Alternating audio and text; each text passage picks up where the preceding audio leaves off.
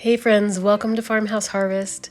Today I'm going to show you a few of my favorite ways to use pumpkins and a beautiful tablescape that I have been collecting for several months now. I love these princess pumpkins. They're pink. They're also coming green, but they have this really thick orange flesh inside that cooks really well, and it's not stringy like jack-o'-lantern pumpkins can be. So I've had this one on the front porch and it's starting to freeze outside. So I am cutting it in half and roasting half of it. And this will be used as pumpkin puree in pumpkin pies for this Thanksgiving.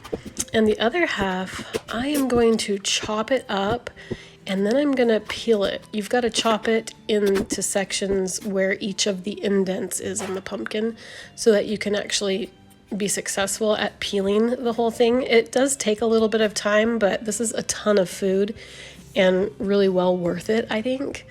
It's beautiful vegetable and is a lot like butternut squash.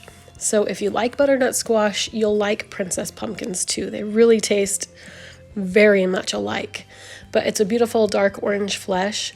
And so with this half of the pumpkin, I peeled the whole thing.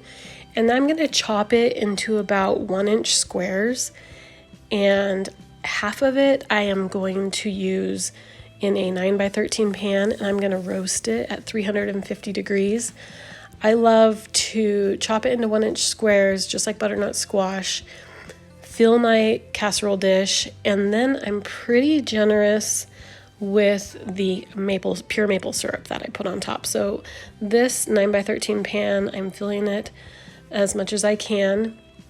It will shrink down a lot when it cooks, but I'm gonna fill it as much as I can, and then I'm putting about at least a half a cup of maple syrup drizzled over the top of that, and then on top of the maple syrup, I am going to grind some fresh sea salt. So it's kind of a coarse sea salt, and it's really good with maple syrup to make it sweet and salty. Anyways, it's just a really great flavor. I have never roasted this before, this type of pumpkin like this before, but I was so pleased with the way it turned out. It was delicious. I loved it. My family loved it, and I highly recommend it. Okay, so the next thing I'm going to make is a butternut squash soup.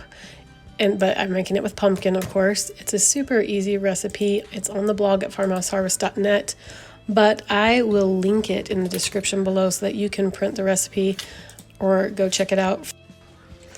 But the ingredients would be a medium butternut squash, which I am using about 1/4 of this princess pumpkin for.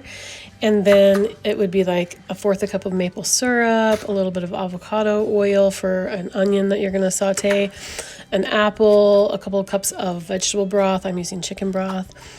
4 teaspoons of curry powder, 3 teaspoons of grated fresh ginger, or 4 teaspoons of ginger paste, which I have neither of. So today I'm going to be using ginger powder, 1 can of coconut milk, which gives it a delicious flavor, salt and pepper to taste, and then you garnish it after letting it simmer and cook down. I am not blending it up in a blender. I don't want it that smooth. I want it to be a little bit chunky so it's not like baby food. So I'm just going to use my potato masher and mash that up and let it simmer all day, let it get thick, and then I'm going to garnish it with some cream and enjoy this beautiful autumn soup. If you haven't tried butternut squash soup, it's delicious and it's perfect for fall, and I hope you give this one a try. It's definitely worth it. One of my favorite storytellers died about 5 years ago, Thomas S. Monson. I mean, I could just listen to his stories for hours. He was a perfect speaker and just had the best stories to tell. So he did an autobiography where he shares a story titled "What Does Turkey Taste Like?" And he talks about his Thanksgiving family traditions growing up. This was back in the 1930s, 1940s, just coming out of the Great Depression.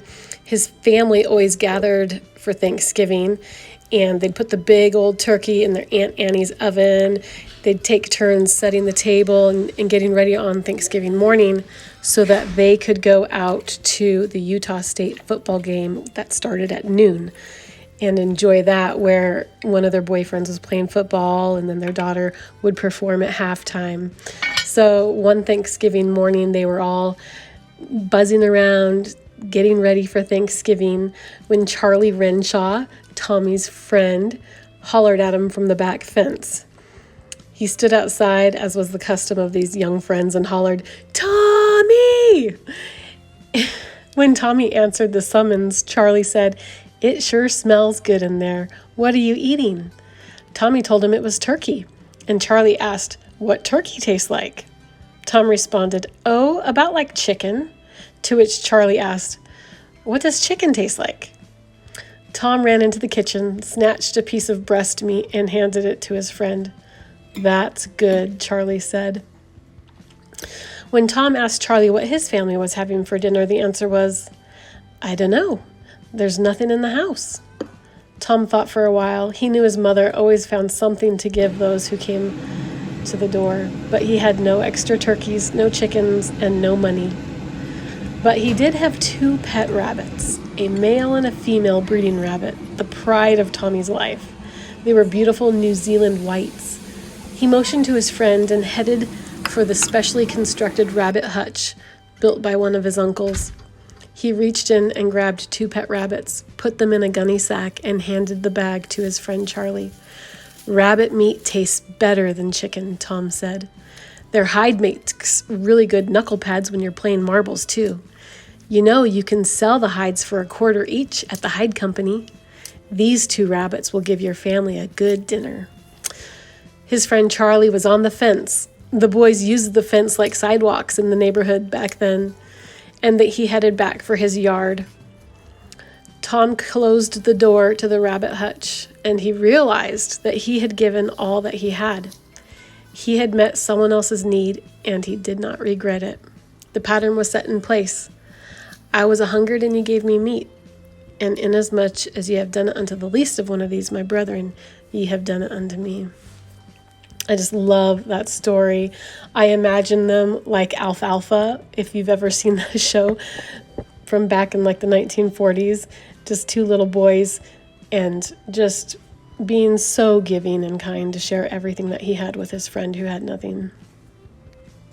So I am just showing you how I make these beautiful feather reed grass wreaths. I was also thinking that I could use it as garland on the table or the fireplace, but these are really pretty. I have a pretty wreath that's been hanging on my back door all year, but it's just green and it doesn't look like fall at all. So every year you have to trim this grass anyways, and then it grows back in the spring. So I am going to make myself another feather reed grass wreath and put it on the back window door and have that there for a really pretty Thanksgiving dining room wreath. It's really easy to make. You just cut this feather grass off as far down as you can. They're all different lengths, but you want to try to get them to be about the same length. And then what I do is I make bundles, and I use the clear hair bands, rubber bands that you can buy in they're Goody brand bands. It's just a couple bucks for a bag of them, and make 1-inch bundles. And I think I made 10 1-inch bundles, and the wreath size that I'm making is a 15-inch metal wreath. I really could have done with a few more bundles, but I didn't have that much.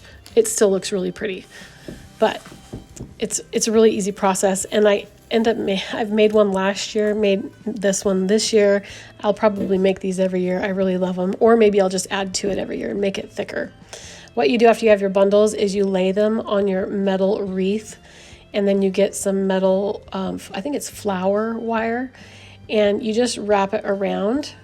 You keep your wire intact. Don't cut it into sections. I tried that. It doesn't work good. But you just wrap it around 3 times and wire it to your wreath frame. And then you cover up that wire with another bunch of feathery grass, wrap the wire around 3 times, and you just keep repeating the process, laying the bundles of feathery grass on top of one another to hide the wire that you're wiring it to the frame with.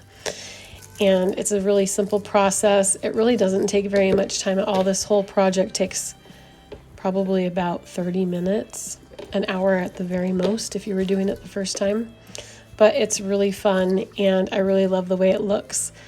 Now, after fall is over, I won't keep these hanging in my house. I'll hang them in the garage. And I have some doors in the garage that go to a utility closet, and I just hang them on there, and they stay really nice through the winter and all year round. I don't know how many years they'll last, but they do last for years. And they're beautiful just to take them out of the garage and hang them on your front door or inside the house for a Thanksgiving fall decor. I just love using natural elements.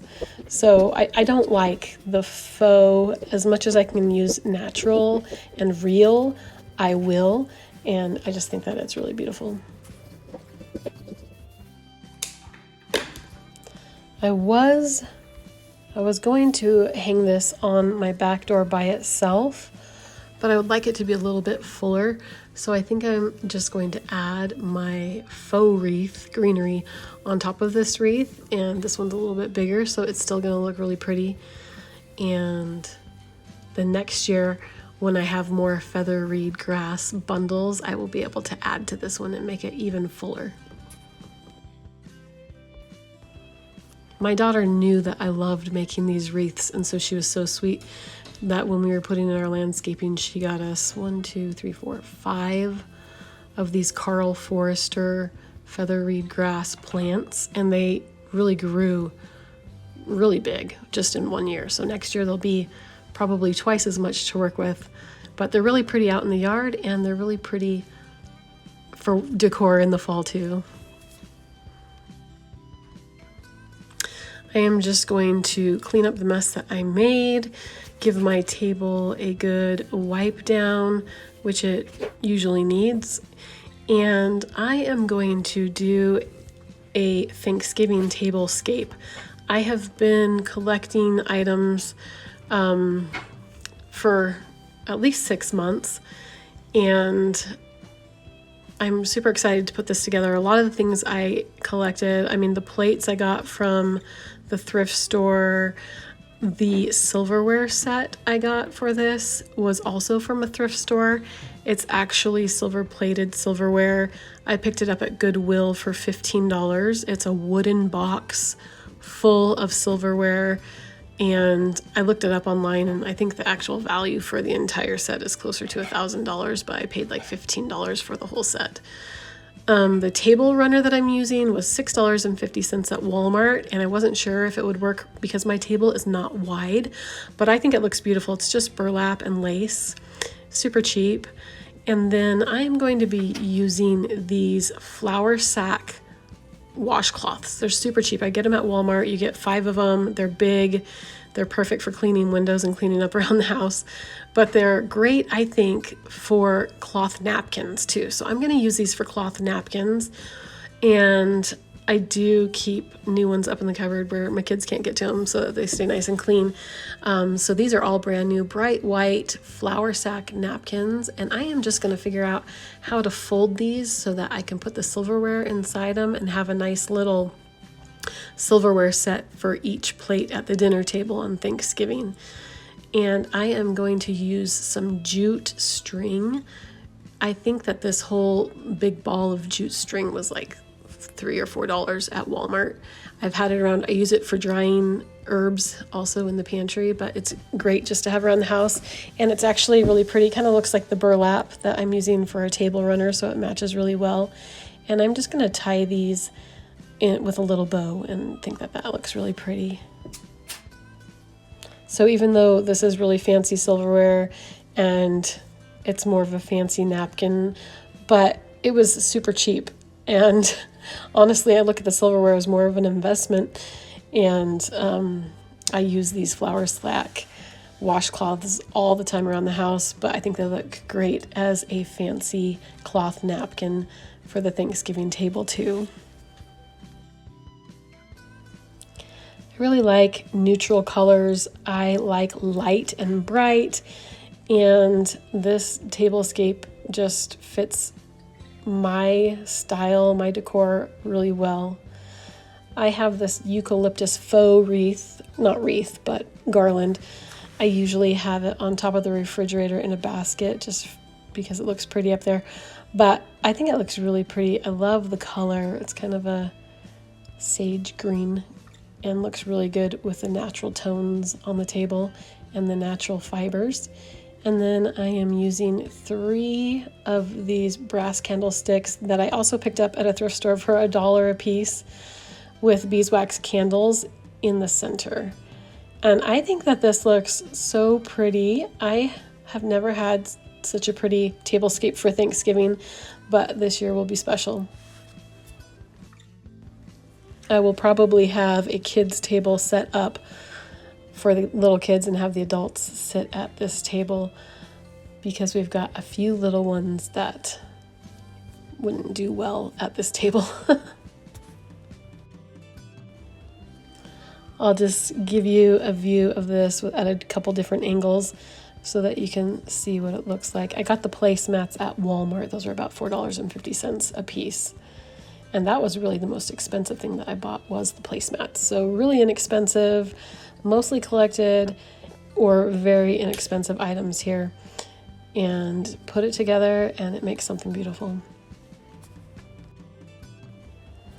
As always, thank you so much for watching my video. If you haven't subscribed yet, please do. Also, this video is in collaboration with a bunch of friends here on YouTube. So if you want more Thanksgiving inspiration, see the links in the description box below, and we'll see you next time.